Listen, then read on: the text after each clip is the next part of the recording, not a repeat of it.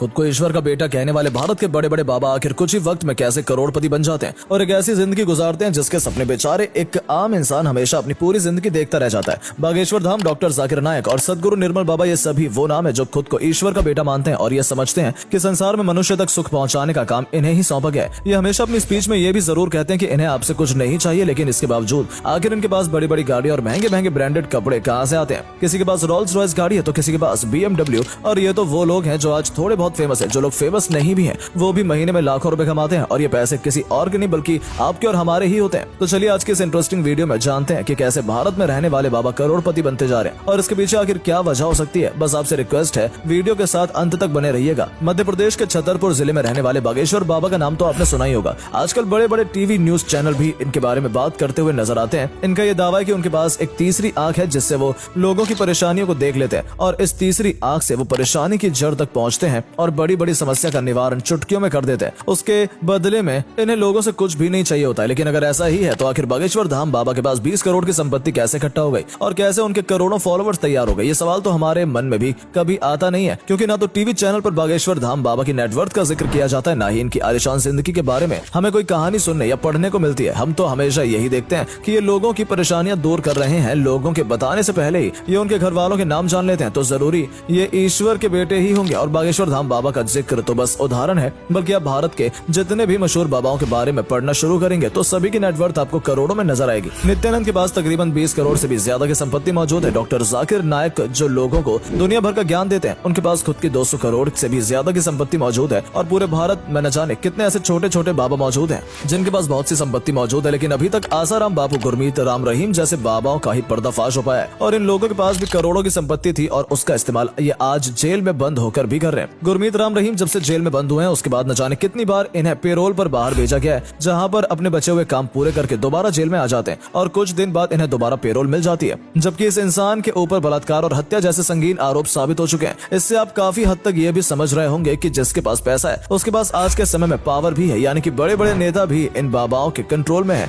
और ऐसा नहीं है कि यह हाल सिर्फ इंडिया का है, हालांकि इंडिया में यह हाल थोड़ा ज्यादा बुरा होता जा रहा है, लेकिन इंडिया के बाहर भी अगर आप देखेंगे तो वहाँ भी बहुत से रिचुअल्स लीडर आपको नजर आएंगे जो अपने करोड़ों के फॉलोवर लेकर साथ चलते हैं और डोनेशन के नाम पर उनके पैसों से अपनी तिजोरी भी भर लेते हैं। एक धर्म गुरु जिनका नाम डुप्लेंटिस है, उनके करोड़ों फॉलोवर्स हैं और उन्होंने अपने फॉलोवर्स से ये डिमांड की है कि डोनेशन के उनके लिए कितने पैसे इकट्ठे किए जाएं ताकि वो अपने लिए एक प्राइवेट जेट खरीद सके। और आप यकीन नहीं करेंगे कि उनके फॉलोवर्स ने 54 मिलियन इकट्ठा किए और उनके लिए सचमुच एक प्राइवेट जेट खरीद लिया गया। लेकिन आपने कभी सोचा कि आखिर लोग इतने बड़े बड़े डोनेशन कैसे देते हैं, जबकि इन बाबाओं की टारगेट ऑडियंस मिडिल क्लास थी या फिर लोअर क्लास से बिलोंग करने वाले लोग ही होते हैं। दरअसल ये समझने के लिए हमें थोड़ा ह्यूमन माइंड को समझना होगा। जब हम किसी मुसीबत में होते हैं तो हमें बस ये उम्मीद होती है कि कहीं से भी हमें मदद मिल जाए ताकि हम अपनी परेशानी को दूर कर सकें। वो कहावत है ना कि डूबते हुए को तिनके का सहारा होता है, बस ये कहावत हम सभी पर बिल्कुल फिट बैठती है। और जैसे ही बाबा हमारी किसी भी तरह से मदद कर देते हैं, हमें इनके ऊपर पूरी तरह से भरोसा हो जाता है कि ये हमारा गलत तो कभी नहीं सोचेंगे। इस चीज को थोड़ा और बेहतर समझने के लिए अलग अलग बाबाओं के बिजनेस मॉडल को समझते हैं। सबसे पहले बाबा राम रहीम की बात की जाए तो उन्होंने अपने टारगेट ऑडियंस उन लोगों को चुना था जो समाज में बहुत पिछड़े हुए थे और उन्हें परेशान किया जा रहा था, जिसके बाद बाबा ने सभी को इकट्ठा करना शुरू किया और उनकी मदद करनी शुरू कर दी, जिसके बाद उन सभी लोगों का भरोसा बाबा राम रहीम पर बहुत ज्यादा हो गया। इसके अलावा आसाराम बापू ने अपनी टारगेट ऑडियंस बच्चों को माना था, जिसमें वो बच्चों के बाल विकास की बात करते थे। और ऐसे ही इन सभी अलग अलग बाबाओं ने ये पता लगाया कि समाज में कौन से सताए हुए हैं और किन की संख्या ज्यादा है, जिसके बाद इन सभी लोगों को कभी मुफ्त मेडिकल कैंप के बहाने इकट्ठा किया गया तो कभी प्रसाद बांटने के बहाने इकट्ठा किया गया। यहाँ तक कि बाबा तो एक ऐसे भी थे जो अपने प्रसाद में ड्रग्स रखकर इस्तेमाल करते थे ताकि वो लोगों के माइंड को मैनिपुलेट कर सके। और इस तरह से धीरे धीरे जब लोगों का भरोसा इन बाबाओं के ऊपर बढ़ने लगा तो धीरे धीरे डोनेशन की डिमांड करते हैं। अब एग्जांपल के तौर पर मान लीजिए कि 1 करोड़ लोग आपके फॉलोवर्स हैं, तो ऐसे में अगर इंसान सिर्फ 1 रुपए भी डोनेशन के तौर पर देगा तो उसके पास फिर भी 1 करोड़ रुपए इकट्ठा हो जाएंगे। जबकि हर इंसान 1 रुपए तो नहीं, कोई 100 रुपए, कोई 500 रुपए, यहाँ तक कि कोई 1000 या 10,000 तक की डोनेशन भी देता है, जिसकी वजह से इन बाबाओं की तिजोरी भर जाती है और उनकी लाइफस्टाइल में एक बहुत बड़ा चेंज आ जाता है। कहानी सिर्फ यहाँ तक खत्म नहीं होती है, जैसे जैसे उनके फॉलोवर्स बढ़ते जाते हैं उन सभी को इंस्ट्रक्शन दी जाती है कि किस वक्त उन्हें ध्यान लगाना है, किस वक्त प्रसाद के लिए आना और किस वक्त उन्हें बाबा का आशीर्वाद लेने आना है। यानी धीरे धीरे उनके पूरे दिन का प्लान तैयार किया जाता है कि उन्हें दिन भर में क्या क्या करना है और इस तरह से धीरे धीरे करके उनके माइंड को कंट्रोल करने की कोशिश की जाती है। और इतना ही नहीं बल्कि उन्हें थॉट प्रोसेस को भी मैनिपुलेट किया जाता है। आपने भी ऐसी बहुत सी वीडियोस देखी होंगी जिसमें दावा किया जाता है कि बाबा से मिलने से पहले बहुत ज्यादा बीमार थे, लेकिन